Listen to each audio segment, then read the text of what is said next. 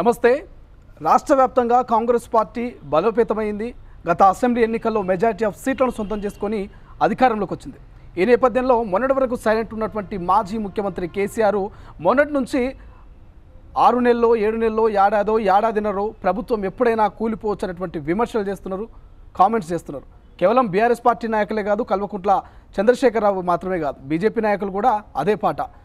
ఇక double engine సర్కార్ రాబోతున్నది, parliament ఎన్నికల తర్వాత ఏమైనా జరగవచ్చని కామెంట్ చేస్తున్నారు.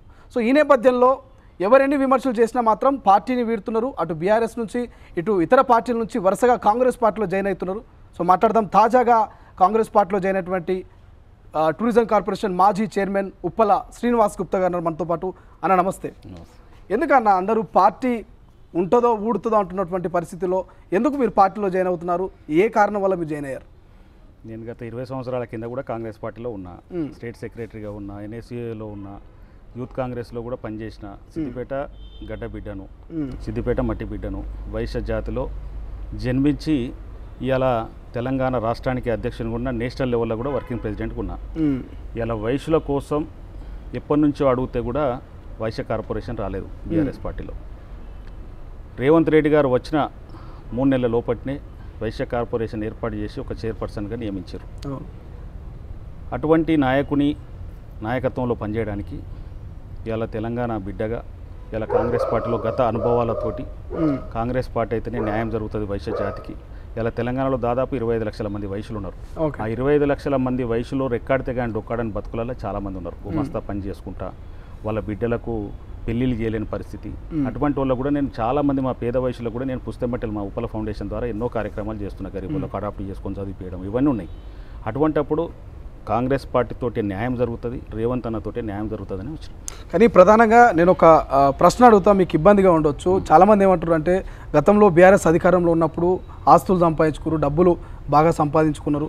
సో ఇప్పుడు మళ్ళీ అధికారం కోల్పోగానే ఆ ఆస్తుల్ని కాపాడుకోనికి, ఆ డబ్బుల్ని కాపాడుకోనికి పార్టీలు మారుతున్నటువంటి విమర్శలు వస్తున్నాయి. ఎలా కేవలం శ్రీనివాస్ గుప్తా మీదే కాదు, చాలామంది నాయకుల మీద వస్తున్నది. దీన్ని ఎట్లా ఎదుర్కొంటారు మీరు? ఉప్పల శ్రీనివాస్ గుప్తా అంటే ఒక తెల్ల కాగితం. మీరు టూరిజం చైర్మన్ ఉన్న 2 సంవత్సరాలలో ఒక 10,000 రూపాయలు కాదు 10 రూపాయలు ఎట్లుంటుందో తెలియదు నాకు. ఇలా నా సొంతంగా కష్టపడి హైదరాబాద్లో సైకిల్ కూడా దొరికిన, 2 వీలర్ 12,000 బజాజ్ చేతకు కూడా నడిపిన పాతది. ఇలా నాకు బెంజ్ కూడా ఉన్నది. ఓకే, గంజి తెలుసు, బెంజ్ తెలుసు ఉప్పల శ్రీనివాస్ గుప్తాకు. నేను వ్యాపారంలో సంపాదించుకున్న తప్ప ఎక్కడ నేను ఒక కాంట్రాక్టర్ని కాదు, ల్యాండ్ గ్రాబర్ని కాదు. ఇలా అన్యాయంగా వాళ్ళని ముంచేసి నేను సంపాదించే వాళ్ళని అది చేసిన వాళ్ళని కాదు. కష్టపడి పైకి వచ్చిన, కష్టపడి పైకి వచ్చేసి ఇలా బీఆర్ఎస్ పార్టీలో నేను ప్రభుత్వంలో ఉన్నా కానీ ఒక రూపాయి అనేది మనకు సంపాదన అనేది తెలియదు. కానీ ముఖ్యంగా మాజీ ముఖ్యమంత్రి కేసీఆర్ మాత్రం ఆ పార్టీకి సంబంధించినటువంటి ఎమ్మెల్యేలని, ఇతర పార్టీ నాయకులని అందరినీ కూడా బెదిరింపులకు పాల్పడి పార్టీ ఫిరాయింపులకు దోహదపడుతుంది కాంగ్రెస్ పార్టీ అంటున్నారు. అటువంటి బెదిరింపులు ఏమైనా ఉప్పల శ్రీనివాస్కి వచ్చినాయా? నాకు ఏమున్నదని చెప్పేసి నన్ను బెదిరిస్తారు. ఇలా కాంగ్రెస్ పార్టీ వాళ్ళు నన్ను బెదిరించి లొంగి తీసుకోవడానికి నాకు అవసరమే లేదు కదా. నేను ఒక మట్టిలో మాణిక్యాన్ని, నాకు ఒక కష్టపడి పైకి వచ్చినోని నేను ఏదో గవర్నమెంట్ ద్వారా నేను అన్యాయంగా సంపాదించిన భూములు కాపాడుకోవాలి, ఆస్తులు కాపాడుకోవాలి, అక్రమంగా సంపాదించిన ఇంకేమైనా బినామీ ఆస్తులు కాపాడుకోవడానికి లేదు ఉప్పల శ్రీనివాస్ గుప్తాకు. ఉప్పల శ్రీనివాస్ గుప్తా కష్టపడ్డ సొమ్ము, కష్టపడి ఇల్లు కట్టుకున్నాడు, కష్టపడి కారు కొన్నాడు, అంతే తప్ప ఎవరో పైసలు ఇచ్చేసి ఎవరో లంచాలు ఇచ్చేసి మనం చేసుకున్నది కాదు, ఎవరిదో కబ్జా చేసి ల్యాండ్ గ్రాబర్ని కాదు. కానీ శ్రీనివాస్ గుప్తా ఎందుకు కేసీఆర్ని బీఆర్ఎస్ పార్టీని వీడి రావాల్సిన అవసరం ఉంది? ఎందుకంటే టూరిజం కార్పొరేషన్ చైర్మన్ పదవి ఇచ్చారు మీకు అధికారంలో ఉన్నప్పుడు, ఎందుకు రావాల్సి వచ్చింది? మనకు చైర్మన్ ఇచ్చిన తర్వాత కూడా ఆ 2 సంవత్సరాలలో ప్రపంచ స్థాయిలో ఇలా తెలంగాణ రాష్ట్రంలో కేసీఆర్ గారు ముఖ్యమంత్రి అయిన తర్వాత ఎన్నో ప్రమోషన్లు వచ్చినాయని కూడా ఎన్నోసార్లు కూడా ప్రజలలో చెప్పినాము, దేశ విదేశాలలో కూడా చెప్పినాం, టూరిజాన్ని కూడా అట్లా ప్రమోట్ చేసినాం.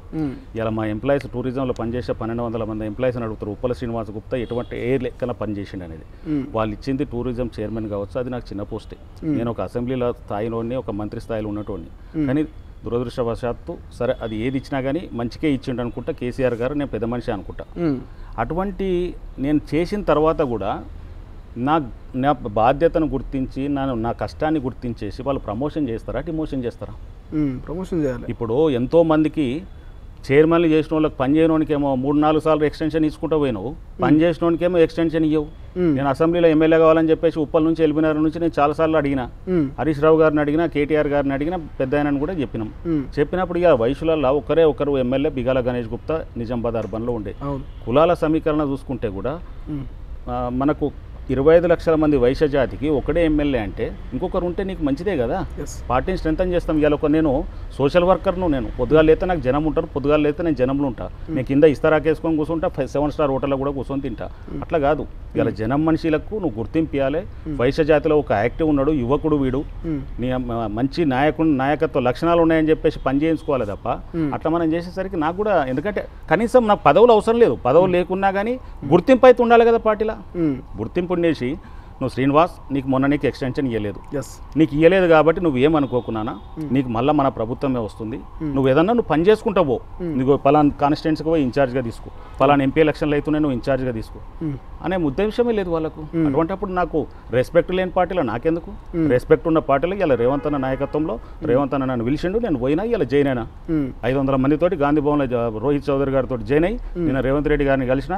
తెలంగాణ మొత్తం ఇలా వైశ్యులలో మ్యాక్సిమం ఇలా 15 సీట్లు గెలవడానికి నా ప్రయత్నం చేస్తాయి ఎంపీ ఎలక్షన్లలో. ఎట్లా అనిపిస్తుంది? సొంత గూటికి పోయినట్టు అనిపిస్తున్నదా మళ్ళీ కాంగ్రెస్కి వస్తే? స్వేచ్ఛ, ఫ్రీ, మొత్తము ఓ ఇంట్లో నుంచి మనం జైలు నుంచి బయటకు వచ్చినట్టుగా నాకు అనిపిస్తుంది. ముఖ్యంగా ఏంటంటే నేను మొదటి నుంచి కాంగ్రెస్లో ఉన్నా. నేను పీసీసీ బొత్స సత్యనారాయణ గారు పీసీసీ ప్రెసిడెంట్ ఉన్నప్పుడు నేను స్టేట్ సెక్రటరీగా ఉన్నా.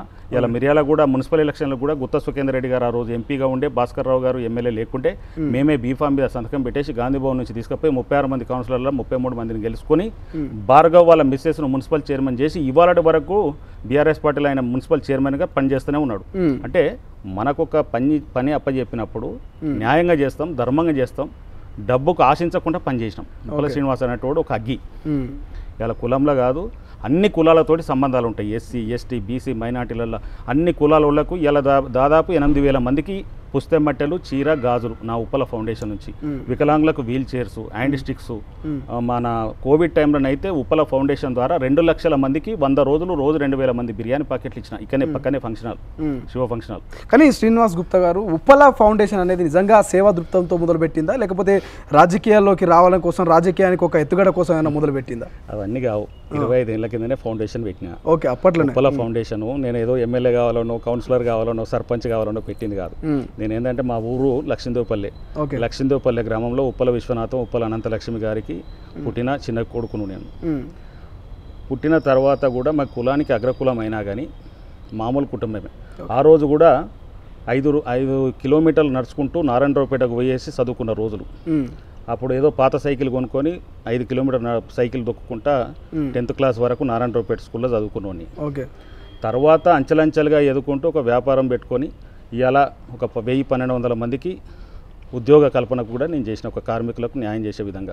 వాళ్ళకి ఏ పెళ్ళిళ్ళైనా ఏదైనా కానీ వాళ్ళకు బట్టలు పెట్టుడు, బంగారం పెట్టుడు అన్నీ కూడా చేస్తున్నాం. ఓకే. సో కానీ ఏం చెప్పారు రేవంత్ రెడ్డి గారు కావచ్చు, కాంగ్రెస్ పార్టీలో ఉన్నటువంటి నాయకులు కావచ్చు, మీకు ఏ హామీ ఇచ్చారు? శ్రీనివాస్ గుప్తా మీరు వస్తే మీకు ఇది ఇస్తాం, లేకపోతే ఇది అని చెప్పేసి ఏమన్నా హామీ, బలమైనటువంటి హామీ ఇచ్చారు? ఏం లేదు. అవమానం ఉన్న దగ్గర పార్టీలో ఉండొద్దని చెప్పేసి కాంగ్రెస్ పార్టీకి వచ్చిన. బీఆర్ఎస్ పార్టీలో నాకు అవమానం జరిగింది.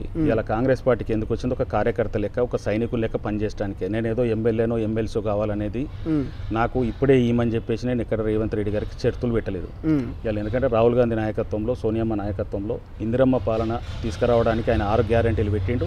6 గ్యారంటీలలో అందరికీ కూడా న్యాయం జరుగుతుంది. రెక్కాడితే కానీ డొక్కాడని బతుకులలో ప్రతి ఒక్క కులంలో ఉన్నారు కాబట్టి వాళ్ళందరికీ కూడా న్యాయం జరుగుతుంది. ముఖ్యంగా నా మెయిన్ ఎజెండా ఏంటంటే వైశ్యుల కోసం 10 ఏళ్ల నుంచి నేను గజ్వేల్ నుంచి కూడా పాదయాత్ర చేసిన, వైశ్య కార్పొరేషన్ కావాలని. అప్పటికి ఇంకా నేను బీఆర్ఎస్ పార్టీలో కూడా జాయిన్ కాలే. ఆ రోజు నుంచి ఎంతోమంది వైశ్యులు కూడా నువ్వు బీఆర్ఎస్ పార్టీలో ఉన్నావు, కేసీఆర్ గారికి దగ్గర ఉన్నావు, కేటీఆర్ గారికి దగ్గర ఉన్నావు, నువ్వు కార్పొరేషన్ చైర్మన్గా తీసుకున్నావు, మా కులాన్ని మర్చిపోతున్నావు, నువ్వు వైశ్య కార్పొరేషన్ ఇప్పిస్తాన్నావు, ఏమైంది అని చెప్పేసి నేను తెలంగాణ భవన్లో దాదాపు 10,000 మందితో నేను జాయిన్ అయినా. కేటీఆర్ గారు, కేసీఆర్ గారికి కూడా, కేటీఆర్ గారు నేను మాట్లాడిన తర్వాత కూడా స్పీచ్లో కూడా చెప్పిండు, వైశ్యుల కోసం ఉప్పల సీనన్న చెప్పినందుకు నేను వైశ్య కార్పొరేషన్ ఇస్తాం, రెడ్డి కార్పొరేషన్ కూడా ఉన్నది, 2 కూడా మేము మేనిఫెస్టోలో కూడా పెడుతున్నామని చెప్పిండు. మేనిఫెస్టోలో పెట్టిన తర్వాత ఇవ్వాలి కదా. నేను 100 సార్లు అడిగినాం, కార్పొరేషన్ రాలేదు. ఇలా నేను పదవుల కోసమో స్వార్థం కోసమో నేను బీఆర్ఎస్ పార్టీలో కాదు, ప్రజల కోసం పొద్దుగా లేస్తే ఏ పోలీస్ స్టేషన్ల పనో, ఎంఆర్ఓ ఆఫీసుల పనో, వైట్ కార్డులు కావాలనో, మా దాంట్లో వైశ్యులే కాదు అన్ని కులాల నుంచి నా దగ్గరికి వస్తారు పొద్దుగా లేస్తే. నాకు వాళ్ళందరికీ నేను న్యాయం చేయడానికే, ఇలా పనిచేయడానికే నేను కాంగ్రెస్ పార్టీలో చేరిన. ఓకే. కానీ మీకు తెలియదు ఏముంది, మొదటి నుంచి మీరు కాంగ్రెస్లో ఉన్న వ్యక్తులు కాబట్టి కాంగ్రెస్ పార్టీ అనేది ఒక మహాసముద్రం. ఆ సముద్రంలో ఇంతమంది నాయకుల మధ్య ఉప్పల శ్రీనివాస్ ఎట్లా సస్టైన్ కాబోతారు, ఎట్లా ఉండబోతారు? 100% సక్సెస్ అవుతా. మీరు చూస్తారు కదా, పొద్దుగాలు లేస్తే నేను జనంతో ఉంటా, కాంగ్రెస్ పార్టీకి స్ట్రెంథన్ చేయడానికి ఉంటా, రాహుల్ గాంధీని ప్రధానమంత్రి చేయడానికి పనిచేస్తా. రేవంత్ రెడ్డి గారు 10 ఏళ్ళు ముఖ్యమంత్రిగా ఉంటారు, 10 ఏళ్ళు కాంగ్రెస్ పాలన ఉంటుంది. ఈ 6 గ్యారంటీలు సక్సెస్ఫుల్గా నడుస్తాయి. ఇటు రైతులు కావచ్చు, ఎస్సీలు కావచ్చు, బీసీలు కావచ్చు, వాళ్ళకి ఇండ్ల పథకం కావచ్చు, ఏదైతే చెప్పినో ఇలా దాదాపు 35 కోట్ల మంది ఈ 120 రోజులలో మహిళలు బస్సులో ప్రయాణం చేశారు. ఇలా దేశం మొత్తంలో ఎక్కడ కూడా లేదు. ఓన్లీ కర్ణాటకలో ఫ్రీ బస్ ఉన్నది, తెలంగాణలో ఫ్రీ బస్ ఉన్నది. బీజేపీ పాలిత రాష్ట్రాలలో లేదు, ప్రాంతీయ పార్టీల రాష్ట్రాలలో లేదు, ఓన్లీ తెలంగాణలో ఉంది, కర్ణాటకలో ఉంది. అది కాంగ్రెస్ పార్టీ చేస్తుంది. వాళ్ళందరికీ ఇప్పుడు మహిళలందరికీ కూడా బస్సు ఎక్కగానే ఇది వరకు 300 టికెట్, 200 టికెట్, ఎక్స్ప్రెస్ ఎక్కితే బస్సు, లోకల్ బస్సులు ఎక్కినా కానీ పైసలు ఉండే. ఇలా వాళ్ళు తల్లిదండ్రుల దగ్గర అమ్మగారింటికి పోతురు, అత్తగారి ఇళ్ళకి పోతురు, అన్న దగ్గరికి పోతురు ఆడబిడ్డలు. మళ్ళీ అటు పోతే ఇలా గుళ్ళు ఉన్నాయి, యాదాద్రి టెంపుల్ కొత్తగా కట్టారు, యాదాద్రి టెంపుల్ పోతురు, వేములవాడ టెంపుల్ పోతురు, కొమరెల్లి టెంపుల్కు, కొమరెల్లి మల్లన్న దగ్గరికి పోయి కూడా చాలా మంది పోతురు. దాంతో కూడా టెంపుల్లో కూడా అందరికి కూడా దర్శనం అవుతుంది ఫ్రీగా. కానీ ప్రధానంగా మీరు గ్రేటర్ హైదరాబాద్ సంబంధించినటువంటి నాయకులు కాబట్టి ఈ ప్రశ్న అడుగుతున్నా. ఈ రానున్న పార్లమెంట్ ఎన్నికల్లో ఇప్పటికే ఇక్కడ గ్రేటర్ హైదరాబాద్ ఉన్నటువంటి ఎంపీ అభ్యర్థులు ఎవరైతే ఉన్నారో వీళ్ళు ఖచ్చితంగా డమ్మీ అభ్యర్థులే. కేవలం బీజేపీ నాయకుల గెలుపు కోసము కాంగ్రెస్ దోహదపడుతుంది, సహాయపడుతుంది అంటున్నారు బీఆర్ఎస్ పార్టీ నాయకులు. ఏం చెప్తారు, నిజంగా కాంగ్రెస్ బీజేపీ ఒకటేనా? కాంగ్రెస్ బీజేపీ ఒక నేషనల్ లెవెల్లో రాహుల్ గాంధీ మోడీ మధ్యలోనే పోటీ నడుస్తుంది ప్రధానమంత్రికి. అటువంటిప్పుడు ఎట్లా ఒకటైతే కాంగ్రెస్ పార్టీతో ఎక్కడైనా బీజేపీ పార్టీ అలయన్స్ ఉందా? ఇంకా వేరే ప్రాంతీయ పార్టీలతో అలయన్స్ తోటి పనిచేస్తుంది తప్ప. ఇప్పుడు బీహార్ ఉన్నది, నితీష్ కుమార్ తోటి అలయన్స్లో అయిండు మోడీ గారు. ఇక్కడ మాత్రం అట్లా లేదు కదా ఇవాళ. ఎందుకంటే మోడీ గారు ఆల్రెడీ 10 ఏళ్ళు చేసిండు కాబట్టి ఒకసారి అవకాశం వస్తే బాగుండు, ఆయన అందరూ కలిసి ఆశీర్వదిస్తే బాగుంటుందని చెప్పేసి మేము కూడా ప్రచారం చేస్తాం. రేపు ఒక 14-15 మంది ఎంపీలు కావాలని చెప్పేసి ఇక్కడ సునీతా మహేందర్ రెడ్డి కూడా మల్కాజ్గిరికి ఒక మహిళను, ఒక ఆడబిడ్డను ఓటేసి ఆశీర్వదించమని చెప్పేసి చెప్తున్నాం. ఇలా గెలవడానికి 100% అవకాశాలు ఉన్నాయి. ఓకే, కానీ ప్రధానంగా ఈ యొక్క బీఆర్ఎస్ పార్టీకి సంబంధించి వరుసగా ఒక డైలీ సీరియల్ మాదిరిగా కవిత లిక్కర్ స్కామ్ అనేది నడిచింది. ఇప్పుడు మళ్ళీ ఫోన్ ట్యాపింగ్ అంటున్నారు. మాజీ ముఖ్యమంత్రి కేసీఆర్ గారు బయటకు వచ్చి ఇప్పుడు పొలం బాట అంటున్నారు. సో కాంగ్రెస్ తెచ్చిన కరువు అంటున్నారు. ఇవన్నీ చూస్తుంటే ఏమనిపిస్తుంది? ఎందుకంటే మీరు ఆ పార్టీలో ఉన్నారు, ఉండి వచ్చారు కాబట్టి, వాళ్ళతో కలిసిమెలిసి ఉన్నారు కాబట్టి అడుగుతాను. దానికి మనకు అవసరం లేదు. కానీ కాంగ్రెస్ పార్టీ కరువు తెచ్చింది అనేది అవాస్తవం. ఎందుకంటే ఇప్పుడు 4 నెలలు అయింది, వర్షాకాలం తర్వాతనే కదా రేవంత్ అన్న ముఖ్యమంత్రి అయిండు. ఇప్పుడు మళ్ళీ వర్షాలు పడ్డ తర్వాత ఇప్పుడు రాజశేఖర రెడ్డి గారు ముఖ్యమంత్రి ఉంటుంది, చంద్రబాబు ఉన్నప్పుడు వర్షాలు వల్లే. రాజశేఖర రెడ్డి గారు ముఖ్యమంత్రి అయిన తర్వాత చాలా ప్రతి సంవత్సరం చెరువులు నిండినాయి, కుంటలు నిండినాయి, అన్ని నిండినాయి, గోదావరి నిండింది, మన కృష్ణా నిండింది. కానీ ఇలా రేవంత్ రెడ్డి గారు వచ్చిన తర్వాత ఇంకో నెల తర్వాతనే కదా వర్షాకాలం స్టార్ట్ అయ్యేది. ఆయన వచ్చేసి కరువు తెచ్చిండు, ఆయన వచ్చేసి పొలాలు ఎండి పెట్టింది అనేది రాంగ్ న్యూస్. ఓకే, ఉన్నదంటారా బీఆర్ఎస్ అనేది నిజంగా టీఆర్ఎస్గా మారుస్తారంటున్నారు? కానీ టీఆర్ఎస్ అనేది పార్లమెంట్ ఎన్నికల తర్వాత ఉంటుందంటారా? ఎందుకంటే ఇప్పటికే ఎమ్మెల్యేలంతా పార్టీలు జంప్ అవుతున్నారు, బీఫామ్ ఇచ్చినా కూడా మారుతున్నారు. ఇప్పుడు వీళ్ళు అనేది కాదు, ఉంటుందా అనేది కాదు, అన్ని పార్టీలు ఉండాలి, ప్రతిపక్షం కూడా ఉండాలి. ఓకే, ఇప్పుడు ప్రభుత్వం ఉన్నదని చెప్పేసి ప్రతిపక్షాన్ని కూడా మొత్తం దీన్ని తీసేయాలన్నట్టుగా కూడా రేవంత్ రెడ్డి గారు కూడా ఆలోచించరు. ఇప్పుడు మేము వచ్చినామంటే ఒక కాంగ్రెస్ పార్టీకి స్ట్రెంథన్ చేయాలి, ఒక న్యాయంగా నాకు పాత గూటికి వచ్చినట్టుగా ఉంది. పాత ఇంటికి పోయేసి నేను మళ్ళీ ఇంటికి పోయేసి ఇంట్లో కడప దొక్కినట్టుగా అనిపిస్తుంది, కడప దాటిపోయినట్టుగా అనిపిస్తుంది. అటువంటిప్పుడు వాళ్ళ పార్టీలను తీసేయాలి, వీళ్ళని తీసేయాలి అనేది మాత్రం కాంగ్రెస్ పార్టీకి లేదు. వాళ్ళు వస్తే మాత్రం వద్దనేది అన్నట్టుగా ఉంటుంది. ఇప్పుడు నేను వస్తే కూడా వద్దని లేదు కదా. రేవంత్ రెడ్డి గారు వెల్కమ్ చెప్పిండు, నేను 100% సక్సెస్ చేస్తా, ఒక కార్యకర్త లెక్క, ఒక సైనికుల లెక్క, బార్డర్లో సైనికుల లెక్కనే పనిచేస్తాను. కానీ మాజీ ముఖ్యమంత్రి కేసీఆర్ 20 మంది ఎమ్మెల్యేలు మాకు టచ్లో ఉన్నారు అంటున్నారు. ఇటువైపు మీ కాంగ్రెస్ పార్టీ నాయకులు కూడా 25 మంది మాకు టచ్లో ఉన్నారు అంటున్నారు. అసలు ఎవరికి టచ్లో ఉన్నారు? క్లారిటీ ఉన్నదా? ఎవరికే ఉండదు. ఇప్పుడు ఆల్రెడీ ఇలా ఏంది ప్రకాష్ గౌడ్ గారు కూడా ఇలా జాయిన్ అవుతుండు, 4 ఎమ్మెల్యేలు ఆల్రెడీ వచ్చారు కదా. ఓకే, అట్లని కాదు, ఇంకా చాలామంది కూడా వస్తారు. ఎందుకంటే ఇప్పుడు వాళ్ళకు రెస్పెక్ట్ లేదు, వాళ్ళ దగ్గర రెస్పెక్ట్ లేనప్పుడు చాలామంది వచ్చి కాంగ్రెస్ పార్టీకి వస్తారు. కాంగ్రెస్ పార్టీలో ఒక స్వేచ్ఛ వాతావరణం ఉంటుంది, స్వేచ్ఛంగా మనం జీవించవచ్చు, ఎవరు చెప్పినా కానీ పని అవుతుంది. ఇప్పుడు ఏ మంత్రి అయినా కానీ ఎవరికైనా కానీ వాళ్ళు ఇండివిజువాలిటీ అనేది ఉంటుంది. ఓకే, ఇప్పుడు ముఖ్యమంత్రి గారు రేవంత్ రెడ్డి గారు కూడా కొన్ని డిసిషన్లు అయినా తీసుకోకుండా కానీ మంత్రివర్గం కూడా డిసిషన్ తీసుకుంటట్టు ఉంటుంది. ఆ స్వేచ్ఛ అక్కడ లేదు.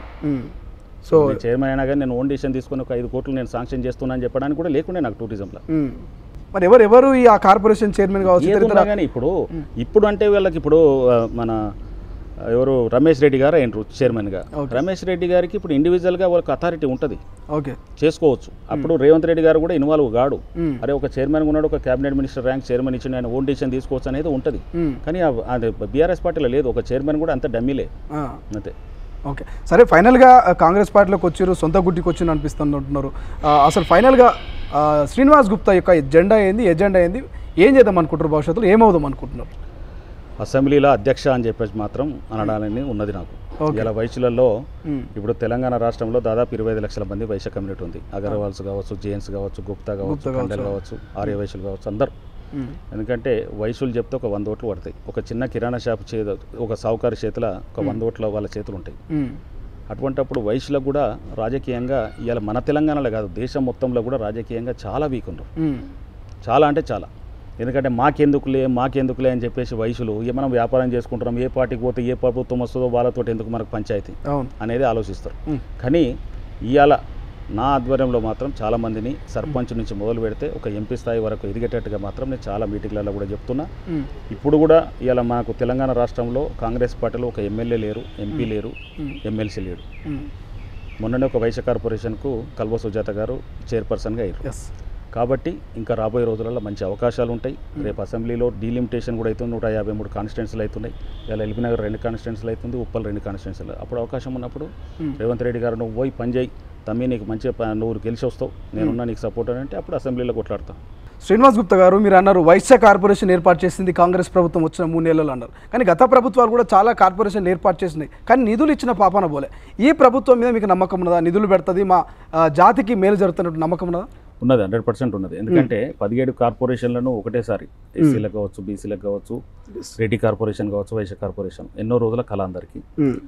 ఇవాళ వైశ్య కార్పొరేషన్ కూడా ఒక 1000 కోట్ల కావాలని చెప్పేసి రేవంత్ రెడ్డి గారిని అందరం అడుగుతున్నాం. అది 100% సక్సెస్ అవుతుంది. ఎట్లా అంటే కార్పొరేషన్ డబ్బులు లేనప్పుడు కార్పొరేషన్ పెట్టిండంటే 100% అయినా కొట్టాడైనా కానీ పెట్టిస్తాడు. ఇలా సెంట్రల్ గవర్నమెంట్ తోట ఇంకేదైనా సపరేట్ ఫండ్స్ అన్నా దానికి అలాట్ చేసేసి చైర్మన్ కూడా డిసైడ్ చేసి అంటే నియమించండి కాబట్టి ఫండ్స్ వస్తాయి. ఇలా పేద స్టూడెంట్స్ మా దాంట్లో కూడా చాలామంది గరీబోళ్ళు అమెరికాకు పోవాలని కలలు కంటారు. కాకపోతే డబ్బులు ఉన్నోళ్ళే అమెరికాకు పోవడానికి ఆస్కారం ఉంటుంది. మీకు తెలుసు ఇలా బ్యాంకులలో కూడా నేషనల్ బ్యాంకులలో కూడా లోన్లు ఇయ్యరు వాళ్ళకి ఏంటంటే వాళ్ళకి ఆస్తులు ఏముండదు. వాళ్ళని మార్గేజ్ పెట్టుకొని లోన్ తీసుకోవాలంటే కూడా కష్టం ఉంటుంది. ఇలా కార్పొరేషన్ వచ్చింది కాబట్టి రేవంత్ అన్న గారు కనీసం సంవత్సరానికి ఒక 1000 మందినో 2000 మందినో స్టూడెంట్స్ను ఇలా ఆస్ట్రేలియా పోయి చదువుకోవాలన్నా, ఎంఏ చేయాలన్నా, ఎంబీఏ చేయాలన్నా, పై చదువులకు ఎవరైనా డిగ్రీను పీజీ కంప్లీట్ అయిన తర్వాత ఇలా అమెరికాలో ఎంఏ చేసేసి ఒక ఉద్యోగం సంపాదిస్తే వాళ్ళ తల్లిదండ్రులను చదివిపించినందుకు నా కొడుకు వేయండు అమెరికాకు, నా కొడుకు సంపాదిస్తూ నెలకు 5-6 లక్షలు, అవి నాకు 3 లక్షలు పంపుతుండంటే వాళ్ళ ఆడబిడ్డ పెళ్లికి కావచ్చు, వాడు ఇల్లు కట్టుకోవడానికి కావచ్చు, అన్ని విధాలలో ఆస్కారాలు ఉంటాయి. ఆ అవకాశం ఇప్పుడు ఉంటుంది. కార్పొరేషన్ ఏర్పాటు చేసింది కాబట్టి దీనికోసమే మేము ఎప్పటి నుంచో కొట్లాడుతున్నాం. ఇంకోటి ఏంటంటే సెకండ్ ఆప్షన్ ఏముంటుంది అంటే చిన్న కిరాణా షాపులు ఇలా నడిచే పరిస్థితులు లేవు. ఇలా మా వైశ్యుల దాంట్లో ఏంటంటే వెనకట మా తాతల ముత్తాతలప్పటి నుంచి కిరాణా షాప్ అంటే వైశ్యులది అన్నట్టు ఉండే.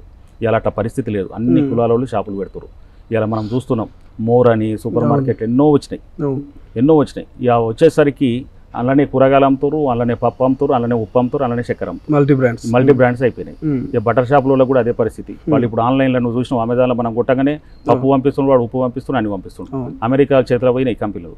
అటువంటిప్పుడు చిన్న కిరాణా షాపులు నడవలేని పరిస్థితి ఉన్నది కాబట్టి వాళ్ళకి ఆల్టర్నేటివ్గా కూడా బిజినెస్ చేసుకోవడానికి కనీసం ఒక స్మాల్ స్కేల్ ఇండస్ట్రీ లెక్క ఒక 5 లక్షలు, 10 లక్షలు, 15 లక్షలు వైశ్యులు ఎవరన్నా ఇండస్ట్రీ పెట్టుకోవాలనుకుంటే గవర్నమెంట్ ఎట్లయినా టీఎస్ఐ పాస్ ద్వారా ఇస్తుంది కాబట్టి ల్యాండ్ అట్లా కూడా వాళ్ళకి ఏంటంటే 20 లక్షలు, 30 లక్షలు అవసరమైతే ఇంట్రెస్ట్ లేకుండా సబ్సిడీ తోటి ఒక 2 లక్షలు మాఫీ చేసేటట్టు ఇవన్నీ అవకాశాలు ఉంటాయి కార్పొరేషన్ ద్వారా. అందుకని ఇది ఒక మంచి స్టూడెంట్స్కు, పేద స్టూడెంట్స్కు పై చదువులకు అవకాశం, సేమ్ టైం ఒక ఇండస్ట్రీ పెట్టుకోవడానికి చిన్న స్మాల్ స్కేల్ ఇండస్ట్రీ పెట్టుకోవడానికి కూడా అవకాశాలు ఉంటాయి చిన్న కుటీర పరిశ్రమలు. Thank you so much. ఇది మొత్తం మీద కాంగ్రెస్ పార్టీలో చేరినటువంటి ఉప్పల శ్రీనివాస్ గుప్తా గారు మనసులో మాట బయటపెట్టిరు. సో గత ప్రభుత్వము, గత అధికారులు, గతంలో ఉన్నటువంటి పార్టీలో నిజంగా సొంత నిర్ణయాలు తీసుకునేటువంటి అవకాశం లేకుండే. సో మొత్తం మీద కాంగ్రెస్ పార్టీకి వచ్చినా సొంత గూటికి వచ్చినట్టున్నది. సో ఫుల్ ఫ్రీడమ్ ఉంటుంది. రానున్న రోజుల్లో మంచి అవకాశాలు కూడా ఇస్తారు. సో మా యొక్క కార్పొరేషన్ అయితే ఏదైతుందో వైశ్య కార్పొరేషన్ ఏర్పాటు చేసిరు, చైర్మన్ నియమించారు కాబట్టి మా కమ్యూనిటీకి మేలు జరుగుతుంది. మా కమ్యూనిటీ కోసం, మా కమ్యూనిటీ బలోపేతం కోసం కాంగ్రెస్ పార్టీలో జాయిన్ అయినట్టు కూడా తన మనసులో మాట బయటపెట్టినటువంటి పరిస్థితి. చూద్దాం ఆఫ్టర్ పార్లమెంట్ ఎన్నికల తర్వాత మరి ప్రతిపక్షం అన్నట్టు ప్రభుత్వం కూలిపోతుందా, అధికార పక్షం అన్నట్టు 10 ఏళ్ల పాటు అధికారంలో ఉంటుందా కాంగ్రెస్ అనేది. కెమెరా పర్సన్ అజయ్తో శ్రీశైలం, తొలి వెలుగు, హైదరాబాద్.